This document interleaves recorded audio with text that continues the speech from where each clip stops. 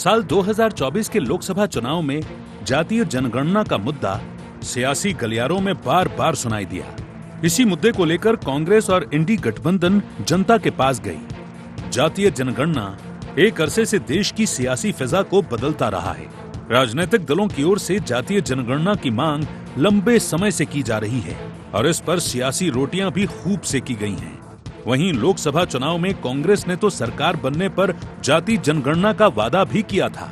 वहीं बीजेपी और मोदी सरकार कहती रही कि जब समय आएगा इस पर फैसला लिया जाएगा। लेकिन अब केंद्रीय कैबिनेट की बैठक में बड़ा फैसला हुआ है। वो ये कि मूल जनगणना के साथ जातीय जनगणना भी की जाएगी। कैबिनेट ब्रीफिंग में केंद्रीय मंत्री अश्विनी वैष्णव ने जनगणना को लेकर पूरी जानकारी दी। साथ ही कांग्रेस पर इसका राजनीतिक लाभ लेने का आरोप लगाते हुए कहा कि कांग्रेस ने सिर्फ अपने फायदे के लिए इसका इस्तेमाल किया। मोदी कैबिनेट ने लिया अहम फैसला, जाति जनगणना पर केंद्र का फैसला। जाति जनगणना कराएगी मोदी सरकार। अगली जनगणना के साथ ही होगी जाति जनगणना। आजाद भारत में पहली बार होगी जाति जनगणना। सीसीपीए ने दी जाति जनगणना को मंजूरी। केंद्रीय मंत्री अश्विनी वैष्णव ने कहा, सामाजिक ढांचे को नहीं होगा नुकसान। कुछ राजनीतिक दलों ने जाति जनगणना पर की राजनीति। कांग्रेस ने नहीं करवाई जाति जनगणना। कांग्रेस ने सिर्फ सियासी लाभ के लिए कराया सर्वे। जाति जनगणना पर कांग्रेस ने भ्रम फैलाया। समिति ने यह निर्णय लिया है कि जातियों की गणना को आने वाली जनगणना में सम्मिलित किया जाए। यह इस बात को दर्शाता है कि वर्तमान सरकार देश और समाज के सर्वांगीण हितों और मूल्यों के लिए प्रतिबद्ध है। जाति जनगणना की मांग नई नहीं है। पूर्व प्रधानमंत्री डॉक्टर मनमोहन सिंह के नेतृत्व में यूपीए 2 के शासन काल में भी जाति आधारित जनगणना की मांग जोर शोर से उठी थी। इसी क्रम में सरकार ने 2011 में सामाजिक, आर्थिक और जाति जनगणना भी करवाई थी, लेकिन उसमें इकट्ठे किए गए जाति संबंधी आंकड़े अभी तक जारी नहीं किए गए। लोकसभा में नेता विपक्ष राहुल गांधी भी लंबे समय से इस मुद्दे को उठाते रहे हैं। वहीं मोदी सरकार के इस फैसले के बाद कांग्रेस स्वागत करते हुए श्रेय लेने और घोषणा के क्रियान्वयन पर संदेह जता रही है। सेंसस को डिले किया है और अपोज किया था। हम इस को वेलकम करते हैं। ये हमारा विजन है, इन्होंने अडॉप्ट किया, बहुत अच्छा। मगर हम चाहते हैं कि हमें डेट्स बताई जाएं, किस दिन तक ये सेंसस होगा। जो बात आदरणीय राहुल गांधी जी कहते थे और कहते हुए वो संघर्ष कर रहे थे, उसको स्वीकार किया है मोदी जी ने। मैं उनका स्वागत करता हूं। लेकिन मुझे कहीं ना कहीं ऐसा लगता है मोदी जी की स्थिति वही है कि जब वो शुरुआत हो जाएगी, गणना सामने जाएगी, तब माना जाएगा, वरना घोषणा तो कई बार कर दी जाती है, वो किधर होता नहीं है। हालांकि आजादी से पहले जनगणना में सभी लोगों की जाति पूछी जाती थी। देश के आजाद होने के बाद 1947 में जाति संबंधित आंकड़े इकट्ठे न करने का फैसला लिया गया। डर था कि जाति पूछने से जाति व्यवस्था की जड़ें और गहरी होती जाएंगी। लेकिन इसके बाद भी अनुसूचित जाति और अनुसूचित जनजाति वर्ग की गिनती जारी रही। वहीं कास्ट सेंसस के समर्थक उम्मीद जताते हैं कि इससे पिछड़ी जातियों के लिए स्थिति बेहतर हो जाएगी। उनकी आबादी और आर्थिक सामाजिक स्थिति के बारे में स्पष्ट जानकारी उपलब्ध होगी, जिससे उनके उत्थान और जन कल्याण के लिए बेहतर नीतियां बनाई जा सकेंगी। केंद्र सरकार के इस फैसले के बाद क्या बड़े बदलाव आएंगे, ये तो समय ही बताएगा। लेकिन आने वाले दिनों में कई राज्यों में होने वाले विधानसभा चुनावों में इसका खासा असर देखने को मिल सकता है। Bureau report, IND 24।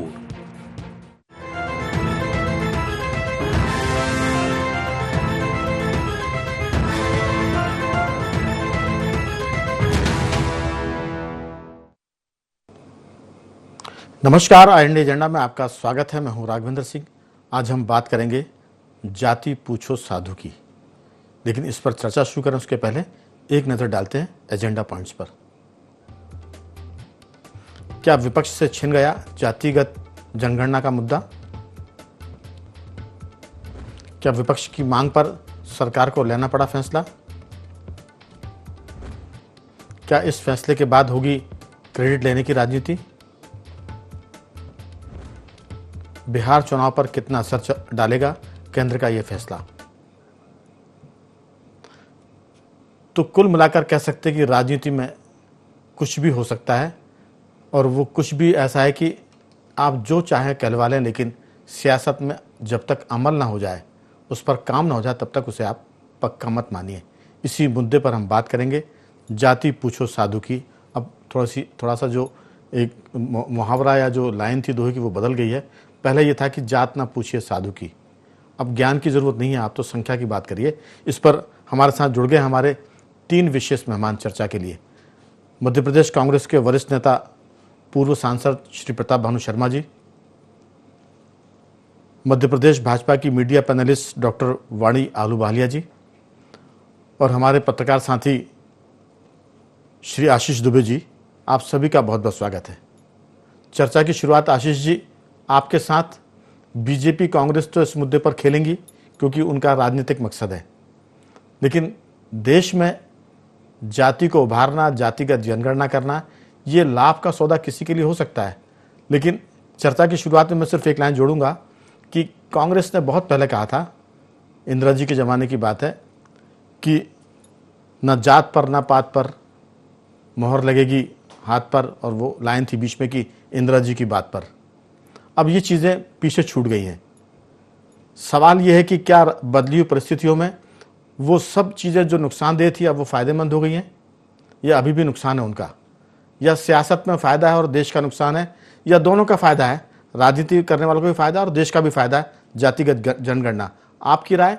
अंग्रेज़ों ने शुरू की थी, आज़ाद भारत में इसे अब तक नहीं किया गया था, और अब ये पहली दफ़ा होगा कि जातिगत गणना होगी, और इसके लाभ भी होंगे और इसके कुछ नुकसान भी होंगे। अभी तो आपकी राय, आप इसे कैसे देखते हैं?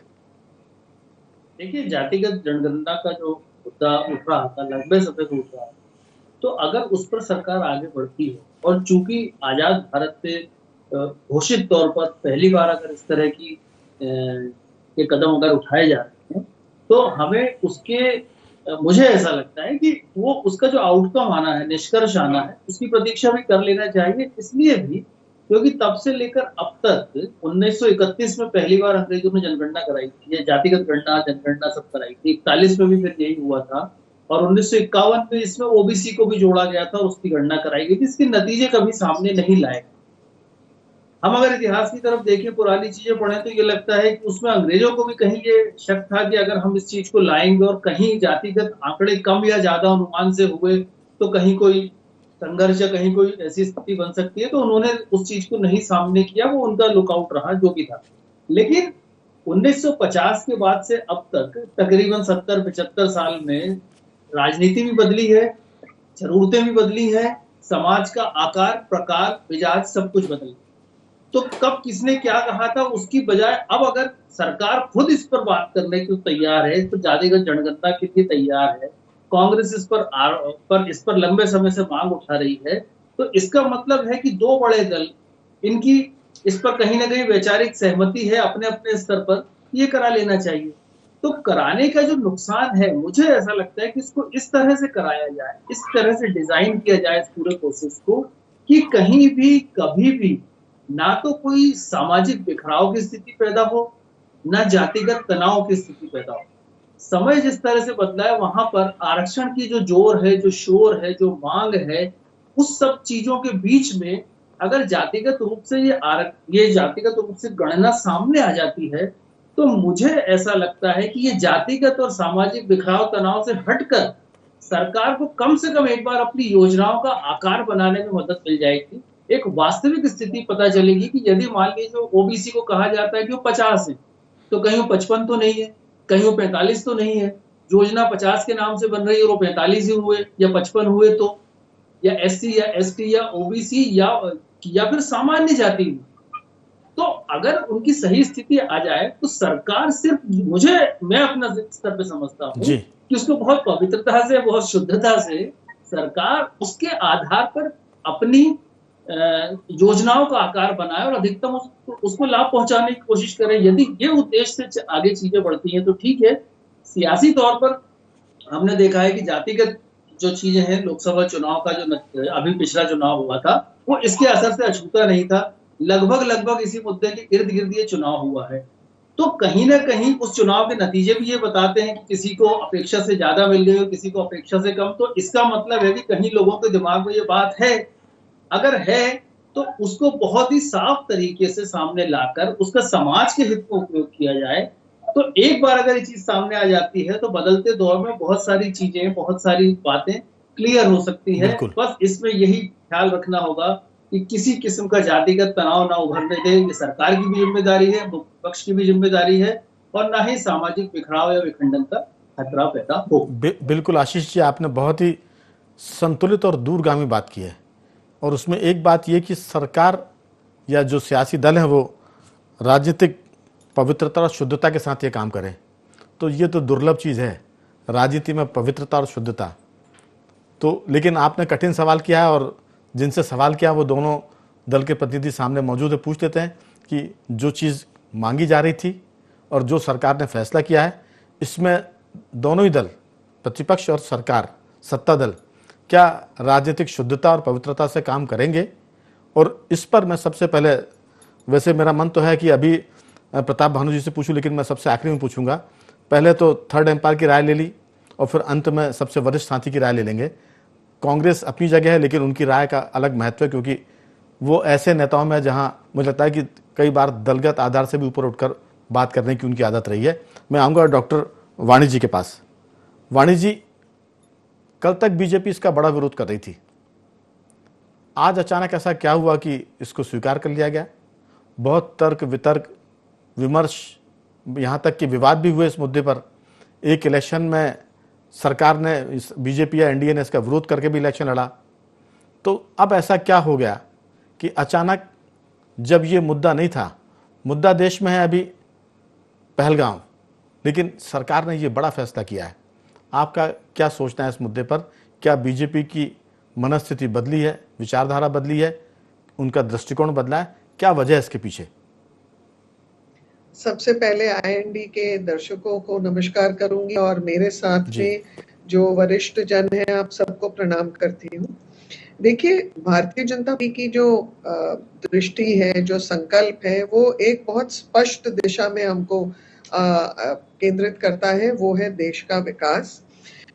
ये भी बहुत स्पष्ट है कि समाज में विकास के साथ मूल्यों के आधार पर भी हम प्रतिबद्ध हैं। और इसी के संदर्भ में अगर हमारे गृह मंत्री जी ने आज ये बहुत स्पष्टता से कहा है कि बहुत जल्द घोषणा करेंगे, तो ये दर्शाता है कि सामाजिक न्याय की जो श्रृंखला है, जो कार्य करती गई है भारतीय जनता पार्टी की सरकार, सामाजिक न्याय में बहुत सारे बिंदु हम जोड़ सकते हैं। हमने वक्फ बिल भी देखा है, हमने ट्रिपल तलाक भी देखा है, हमने धारा 370 भी देखी है। तो हर जाति को हम जनजाति क्षेत्र और दलितों के प्रति भी देख चुके हैं। पर विसंगतियां कुछ जो थी पूर्व में, जैसे कि कुछ सरकारों ने ये जनगणना कराई, वो बहुत पारदर्शी नहीं थी, उसमें उन्होंने स्पष्टता से घोषणाएं नहीं की। कांग्रेस ने भी कराई थी एक सोशियो इकोनॉमिक सेंसस, उसमें अलग अलग मापदंड थे, उसमें कुछ बिंदु थे दूसरे, जैसे कि किसी के घर पे मोटरसाइकिल है, कोई सरकारी नौकरी। तो ये जो अब सरकार ने निर्णय लिया है, वो समाज में एक संतुलित सेंसस के लिए है, समाज में न्याय के लिए है। और देखिए, वरिष्ठ नेता कांग्रेस के, तो ये इनको आप पकी पकाई खीर खाने की आदत हो गई है। पकी पकाई इसलिए बोल रही हूँ क्योंकि पूर्व में कुछ ऐसे भी निर्णय देखे हमने जो भारतीय जनता पार्टी की सरकार ने महिला आरक्षण के संदर्भ में लिए, किसानों के लिए ली है। ये बहुत स्पष्ट है कि कांग्रेस ने ऐसे बहुत सारे घोषणा तो की थी, जैसे जातिगत जनगणना के लिए लेट डॉक्टर मनमोहन सिंह ने भी कहा था कैबिनेट को रेफर कर रहे हैं, किया कुछ नहीं, वो एक टालने का तरीका था। महिलाओं के लिए भी कहा कि हमने तो ये आरक्षण लाना था, किया कुछ नहीं, ठंडे बस्ते में डाला। किसानों के लिए भी बहुत सारी रिपोर्ट्स बनी, स्वामीनाथन इत्यादि, बिल्कुल वाणी जी, ठंडे बस्ते में गई, पर हम क्रियान्वयन कर रहे हैं। मैंने आपकी बातचीत में बीच में व्यवधान नहीं किया, मेरा सिर्फ इतना कहना था कि समय चूंकि आगे बढ़ता जा रहा है चर्चा में, मैंने सिर्फ ये पूछा था कि आखिर ऐसा क्या हुआ कि बीजेपी को अपनी विचारधारा से अलग हटकर इस जातिगत गणना पर आना पड़ा, क्या वजह रही? विचारधारा देश के विकास से हटकर नहीं हो सकती, विचारधारा जनता के लाभ के हटकर नहीं हो सकती, और समय अनुसार जो हमको काम करने हैं उसको क्रमबद्ध तरीके से हम करते जा रहे हैं। चलिए, अभी भी सीधा सवाल था मेरा, सीधा उत्तर नहीं मिला कि आखिर ये क्यों, जिसका विरोध कर रही थी बीजेपी जातिगत जनगणना का, उसके लिए हामी क्यों भर दी? मैं लौट के पूछूंगा अगले दौर की बातचीत में, आप तसल्ली से उत्तर दीजिए। मैं लौटता हूं आपके पास। प्रताप भानु जी, आपसे वही सवाल है कि इंदिरा जी के ज़माने में और आज़ाद भारत के बाद नेहरू जी, उसके बाद शास्त्री जी, फिर खुद इंदिरा जी, फिर उसके बाद मोरारजी देसाई, फिर इंदिरा जी वापस, फिर वीपी सिंह, नरसिम्हा राव, और हम बात कर रहे हैं अटल बिहारी वाजपेयी, डॉक्टर मनमोहन सिंह और अभी के 10 साल के प्रधानमंत्री नरेंद्र मोदी। आखिर इन सब ने तो जातिगत गणना पर जोर नहीं दिया था, और किसी ने दिया भी था किसी काल में तो कराई नहीं गई। तो इंदिरा जी की बात पर मोहर लगेगी हाथ पर, न जात पर न पात पर, या तो वो गलत था तो कांग्रेस ये स्वीकार करे कि हाँ वो लाइन हमारी गलत थी, ये सही है, और अगर वो सही थी तो फिर ये गलत है। इस दुविधा में मैं आपका सीधा उत्तर चाहूंगा। वाणी जी ने तो मेरे सवाल का सीधा जवाब नहीं दिया, लेकिन कांग्रेस इस ट्रैक से क्यों, क्या राजनीतिक लाभ की बात है? इससे देश का अगर भला होता तो 75 साल में किसी सरकार ने, किसी प्रधानमंत्री ने इसको लागू क्यों नहीं किया? और कहीं गणना भी हुई तो बताई क्यों नहीं गई? आपकी राय। राघवेंद्र जी, आपने बहुत सही कहा कि जात पर ना बात पर, मोहर लगेगी हाथ पर। इसका मतलब ये तो स्वयं सिद्ध हो गया कि जात पात की बात तब भी थी, आज भी है, और भारतवर्ष में पहले भी थी। इंदिरा जी ने और नेहरू जी ने, कांग्रेस के वरिष्ठ नेताओं ने हमेशा कहा कि अनेकता में एकता ही हमारे भारतवर्ष की शक्ति है। तो वो एक पॉलिटिकल स्लोगन था उस समय, जात पात से ऊपर उठकर राजनीतिक नजरिए से वोटिंग करी जाए, ये इंदिरा जी का सोच था। मैं मानता हूं कि मैं इंदिरा जी के मार्गदर्शन में मैंने भी 7-8 साल 9 साल काम किया है। वो एक बहुत ही विजनरी लीडर थी, बहुत ही दृढ़ निश्चय करके काम करने वाली नेता थी, इसमें कोई दो राय नहीं है। पर आज यदि दबाव राहुल गांधी ने बनाया है, कांग्रेस ने बनाया है बीजेपी सरकार के ऊपर, मोदी सरकार के ऊपर, वो सामाजिक न्याय को लेकर बनाया है। वो जो आशीष दुबे जी ने बहुत बेहतरीन बात कही है राघवेंद्र जी, कि इस बात का फायदा हमारे सामाजिक न्याय दिलाने की प्रक्रिया में, देश की नीतियों के बनाने में, कि जिस वंचित वर्ग को, चाहे वो पिछड़े वर्ग में हो, चाहे SC ST में हो, चाहे जनरल में हो, इनका एक एक्सरे हो जाएगा हमारी सामाजिक संरचना का। तो उसको किसी और द्वेष भावना से या राजनीतिक स्वार्थ के भावना से या टीका टिप्पणी करने के इरादे से, जैसा ये बीजेपी की आदरणीय प्रवक्ता जी कह रही थी, कांग्रेस ने तो कुछ नहीं किया। 2011 में कांग्रेस के मनमोहन सिंह जी ने प्रधानमंत्री के रूप में शिक्षा, स्वास्थ्य, आर्थिक स्थिति और जातिगत, ये सभी बिंदुओं पे जब करा दिया था सर्वे, तो उसका प्रकाशन क्यों नहीं किया मोदी सरकार ने? उसको स्वीकार क्यों नहीं किया?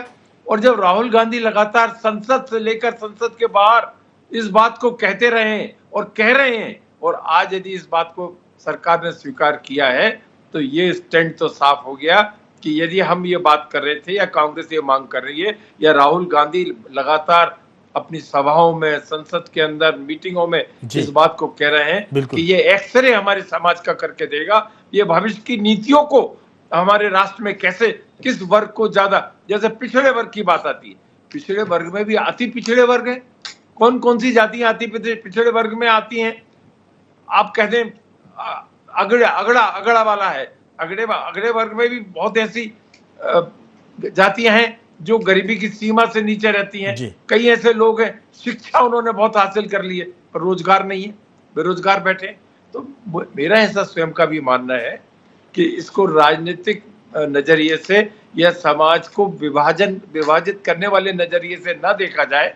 जो आशीष जी ने कहा है, इसको पॉलिसी मेकिंग में पॉजिटिव नजरिए से बीजेपी इसको राजनीतिक उपयोग में ना करे। शर्मा जी, अब उन्होंने स्वीकार तो कर लिया है कि देश की जरूरत है। जी, आशीष जी ने यह भी कहा कि इसमें राजनीतिक पवित्रता और शुद्धता, अब आज के जमाने में तो ये शुद्ध घी में पवित्रता नहीं मिल रही है, पनीर में और पानी में नहीं मिल रही है, पानी भी नकली मिल जाता है, दूध नकली मिलता है। तो राजनीतिक पवित्रता और शुद्धता की जहां तक बात है, उस पर बड़ा जोर है। मुझे लगता है कि वो बहुत ही जो सेंटर पॉइंट है पूरी चर्चा का, ये कि आप सब कुछ करा लीजिए। बिल्कुल ठीक बात है। अगर सब कुछ कराया आपने और उसमें आपकी पवित्रता नहीं है, तो फिर सारी जनगणना जो भी आप करा रहे हैं वो प्रकाशित ही नहीं हो रही है, उसमें भी उलटफेर हो गया। तो मुझे लगता है कि जो आशीष जी ने बात की है वो पूरी चर्चा के केंद्र में है। आशीष जी, आपके पास मैं लौट रहा हूँ। ये जो सारा मामला है, क्या ये चीज़ आपको लगता है कि देश के जितने दल हैं, चाहे वो सत्ता में हो चाहे विपक्ष में हो, राजनीतिक विश्वसनीयता, राजनीतिक पवित्रता, शुद्धता और अपनी बात पर अड़ने की किसी दल में वो चीज़ बची है कि कोई लीडर कुछ कहे और हम ये मान लें कि अगर ये जीत जाते हैं, सरकार में आते, तो सच में जो कह रहे हैं इसको करेंगे। फिर वो कहते हैं कि 5 साल का वक्त है अभी तो आप कैसे सवाल कर रहे हैं 2 साल में, 3 साल में, 4 साल में, ये 5 साल तक बात को खींच के ले जाते हैं। आपकी राय, दलों में कितनी शुद्धता पवित्रता बची है? देखिए, दलों में शुद्धता पवित्रता कुछ मुद्दों पर कुछ समय कुछ लोगों के लिए तो है जो समय समय पर दिख जाती है, लेकिन वो अपने पर्सनल एजेंडे या पर्सनल उस पर भी दिखती है। चूंकि हम या हमसे मतलब कि ये जो सरकार है वो एक बड़ा एक अनुष्ठान जैसा शुरू करने जा रही है कि वो जातिगत जनगणना कराएगी। भारत में जातियों का कितना महत्व चुनाव में और दैनिक जनजीवन में ये सब जानते हैं।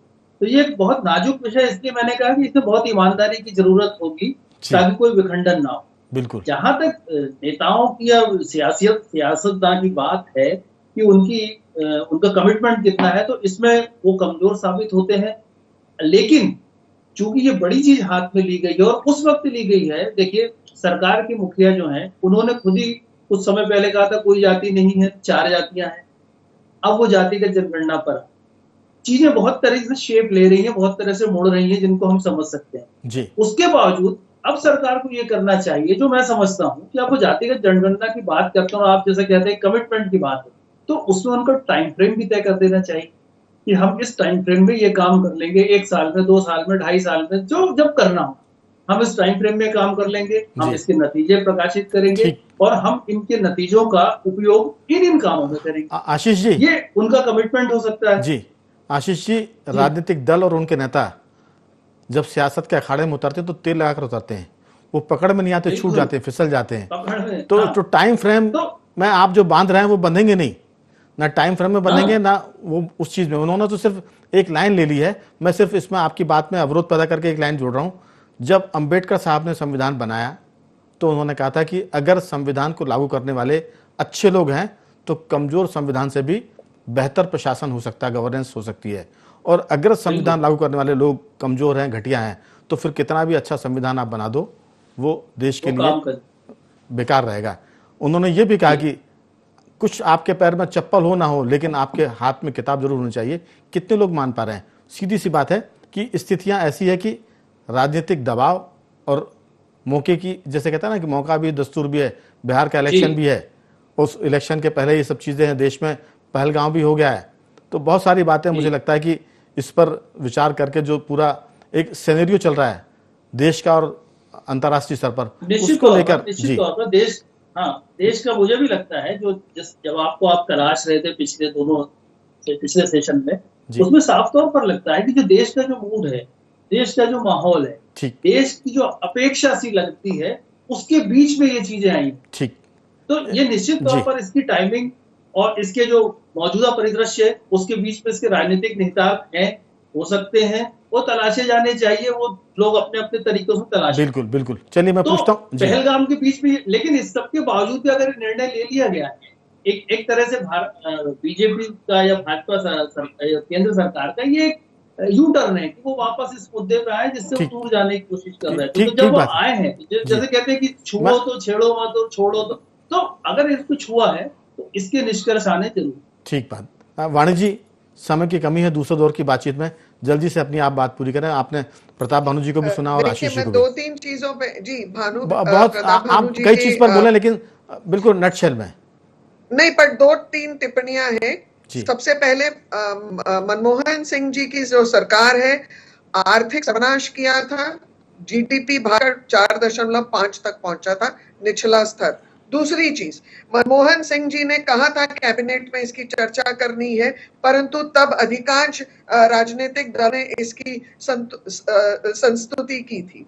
तीसरी चीज, जो राजनीतिक टूल के तौर पर उपयोग करना चाहते थे, इसीलिए भारतीय जनता पार्टी ने राजनीतिक टूल ना बने ये, इसको एक सामाजिक न्याय का माध्यम बने, इसके लिए प्रेरित हुए। चौथी चीज, मैं ये भी बोलना चाहूंगी, पूर्व सांसद हैं, बहुत अनुभवी हैं जी, बट ये जानते हैं कि ऐसे कितनी सारी योजनाओं के मैंने नाम गिनवा दिए, चाहे महिला सशक्तिकरण के लिए हो, किसान हो, लेकिन आज ये विषय नहीं है, लेकिन सब कुछ ठंडे बस्ते में कांग्रेस ने डाला है। ठीक है, सिर्फ पक्की समय का मैं लिए जल्दी से आपकी बात का उत्तर ले लूं, चूंकि समय सिर्फ आधा मिनट का बचा है और अगर आप कहेंगे तो फिर बात आपके सवाल का उत्तर मिलेगा नहीं।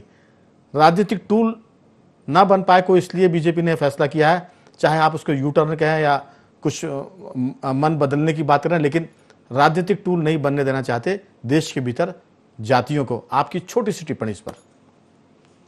देखिए, ये सामाजिक न्याय की बात है, राजनीतिक टूल की बात नहीं है। राजनीतिक नजरिए से तो ये स्वयं जवाब दे रही हैं, मनमोहन सिंह जी की हुई बात को स्वीकार नहीं कर रही, और यदि मनमोहन सिंह जी उसे लागू अपने टाइम पर नहीं करा तो ये कर देते कि उसमें तो सब सत्यता है। आखिर 11 साल हो गए इन्हें इस बात को नहीं करने में किसने रोका है? इस तरह की टीका टिप्पणी, झूठी बातें नहीं कहना चाहिए। आपकी बात ट्रांसपेरेंट आपकी बात मान तो ली, करना चाहिए। जातिगत गणना की बात तो बहुत जल्दी मान ली, इसके लिए तो वेलकम कर रहे हैं राहुल गांधी जी। हम राहुल गांधी की बात मान ली, कांग्रेस की बात मान ली, ये एक सामाजिक न्याय की बात है, राजनीतिक टूल इसे नहीं बनने देना चाहिए। तो आपने स्वयं कहा जी, समय खत्म हो रहा है, स्थापित करके राजनीति में ईमानदारी का चरित्र लाना चाहिए, तब इसका ईमानदारी से इम्प्लीमेंटेशन होगा और समयबद्ध कार्यक्रम इन्हें करना पड़ेगा। ठीक, चलिए इस पर और कभी हम बात करेंगे कि ये समयबद्ध कार्यक्रम हो रहा कि नहीं हो रहा, लेकिन एक बात तो तय हो गई है कि आजादी के बाद जो सरकारें थी, अगर उन्होंने जातिगत जनगणना नहीं कराई थी तो राहुल गांधी के दबाव में या राहुल गांधी की जिद से, राहुल गांधी के आग्रह पर, जो भी आप नाम देना चाहें, केंद्र सरकार ने इसको स्वीकार किया है, जातिगत जनगणना होगी। अगर इसमें नुकसान होगा तो फिर वो सबके खाते में जाएगा। उम्मीद करते हैं कि इस गणना से, जैसा आशीष जी ने संभावना जताई, आप भी कह रहे हैं कि ये सामाजिक न्याय के लिए हो, जिसकी जितनी स्थिति है, कमजोर लोगों को मदद मिले, जो कमजोरी से ऊपर निकल आए वो इसके बाहर जाएं, तो बहुत सारे इसमें लाभ और नुकसान की बातें होंगी, लेकिन अभी तो सिर्फ इसका स्वागत करना चाहिए। तीनों मेहमानों का मैं धन्यवाद करूंगा। प्रताप भानु जी आपका साधुवाद, आशीष जी आपका धन्यवाद और डॉक्टर वाणी जी आपका बहुत बहुत धन्यवाद कि आपने चर्चा में हिस्सा लिया। तो एजेंडा में आज सिर्फ इतना ही। बने रहिए हमारे साथ और देखते रहिए IND 24।